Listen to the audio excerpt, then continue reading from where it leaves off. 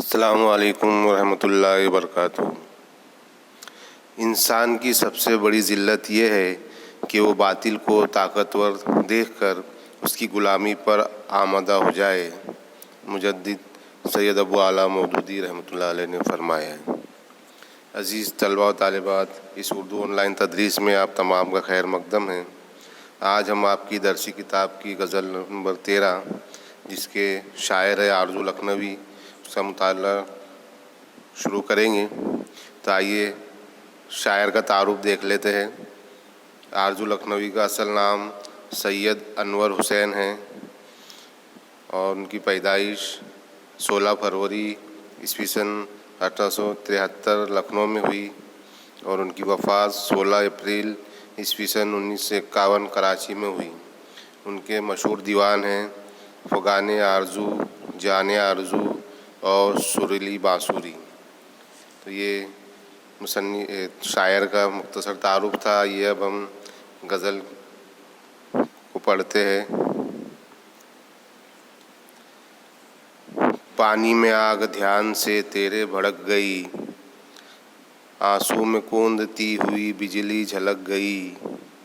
कब तक ये झूठी आस के अब आए वो अब आए, पलके झुकी पपूटे तने आँख थक गई।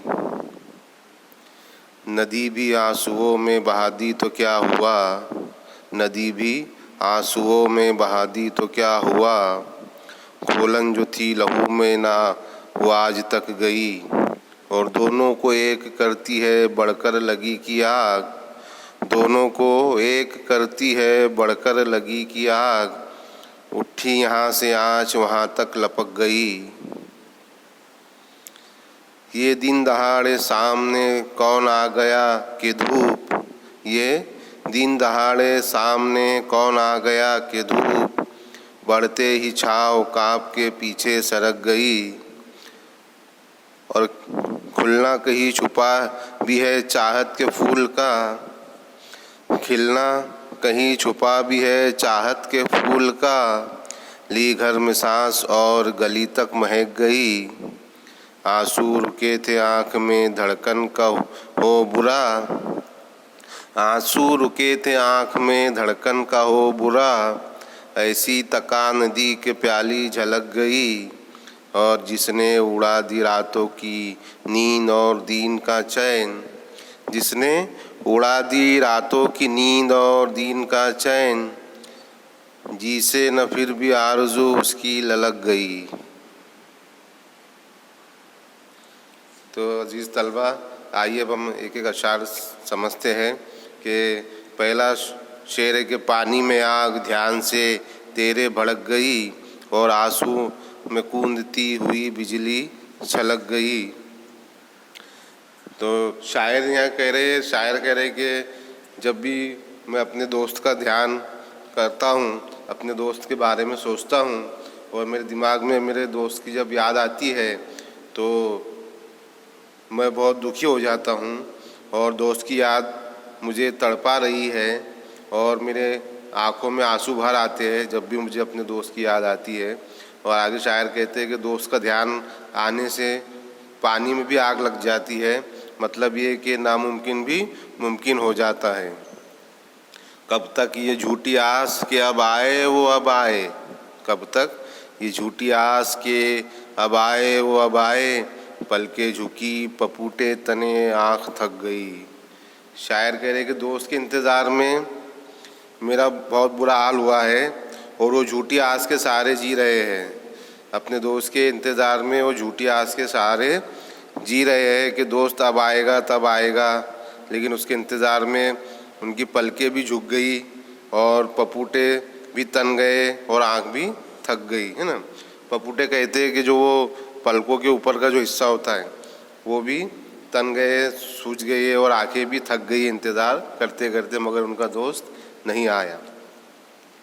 नदी भी आंसुओं में बहा दी तो क्या हुआ, खोलन जो थी लहू में ना वो आज तक गई। शायर कह रहे कि मेरे दोस्त के इंतज़ार में मैंने आंसुओं की नदी भी बहा दी तो क्या हुआ। मेरे दोस्त को उससे कुछ भी फ़र्क नहीं पड़ा, और जो मेरे खून में जो गुस्सा था, जो गर्माहट थी, खोलन कहते हैं बेहद गुस्से को, लेकिन इतने आंसू बहाने के बाद भी मेरे खून का जो गुस्सा था वो कम नहीं हुआ, वो वैसा ही मेरे जिस्म में, मेरे लहू में दौड़ रहा है। दोनों को एक करती है बढ़कर लगी की आग, दोनों को एक करती है बढ़कर लगी की आग, उठी यहाँ से आँच वहाँ तक लपक गई। शायर कह रहे हैं कि लगी की आग ने दोनों को एक कर दिया है, यानी कि उनके दोस्त को, उनको दोनों को एक कर दिया है, और आँच यहाँ से उठी तो वहाँ तक उसका असर हुआ है।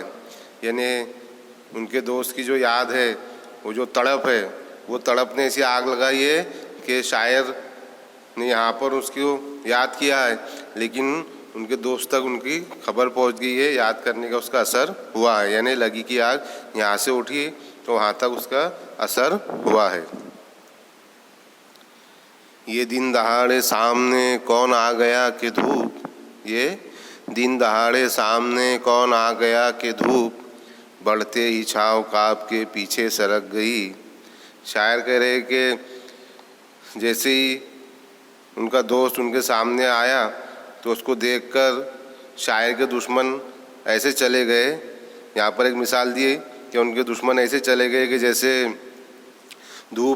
जैसे ही धूप बढ़ती है तो छाँव काँप के पीछे चली जाती है ना, जैसे ही धूप का असर होता है तो वैसे छाँव काँप कर पीछे चली जाती है।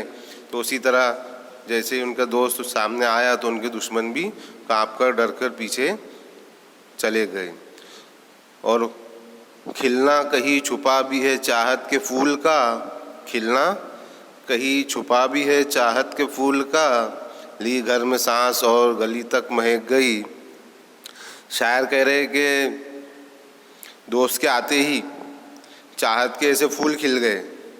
जैसे ही दोस्त आया तो चाहत के ऐसे फूल खिल गए कि मेरे दोस्त ने जैसे ही घर में कदम रखा और एक सांस ली तो एक खुशबू की तरह पूरी गली महक गई। उसकी सांस की वजह से खुशबू की तरह पूरी गली महक गई और उसके आने की खबर हो गई।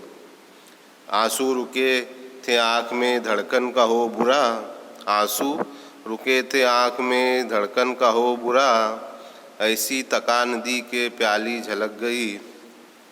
शायर कह रहे कि मेरे दोस्त के इंतज़ार में मेरी आँखों में आंसू रुके थे और मेरा धड़कन इतनी तेज़ हो गई थी कि मैं बता नहीं सकता कि धड़कन का इतना बुरा हाल था। और ऐसी तकान यानी कि थकान, जिस्म की थकान, और मेरे दोस्त के इंतज़ार ने मुझे, मेरे जिस्म को ऐसा थका दिया कि मेरे आँखों से आंसू की एक प्याली झलक गई। जिसने उड़ा दी रातों की नींद और दिन का चैन, जिसने उड़ा दी रातों की नींद और दिन का चैन, जिसे न फिर भी आरज़ू उसकी ललक गई। शायर कह रहे कि मेरे दोस्त के इंतज़ार ने मेरी रातों की नींद उड़ा दी, मेरा दिन का चैन उड़ा दिया, मुझे इतना बेचैन कर दिया और मेरी धड़कनें तेज़ हो गई। और इतना होने के बावजूद भी मेरे दिल में से, मेरे जी में से उसकी आने की आरज़ू, उससे मिलने की आरज़ू ख़त्म नहीं हुई। अभी भी वो आरज़ू है, वो तमन्नाएँ, वो उम्मीदें अभी भी बरकरार है कि मेरा दोस्त से मैं मिलूँगा और मेरा दोस्त ज़रूर आएगा। तो अज़ीज़ तलबा, ये छोटी सी गज़ल आरज़ू लखनवी की यहाँ मुकम्मल होती है। आप भी ये गज़ल के अशार पढ़िए, गज़ल के अशार को याद कीजिए, इंशाअल्लाह आपको भी अच्छे से ये तरह समझ में आई होगी। अल्लाह हाफ़िज़।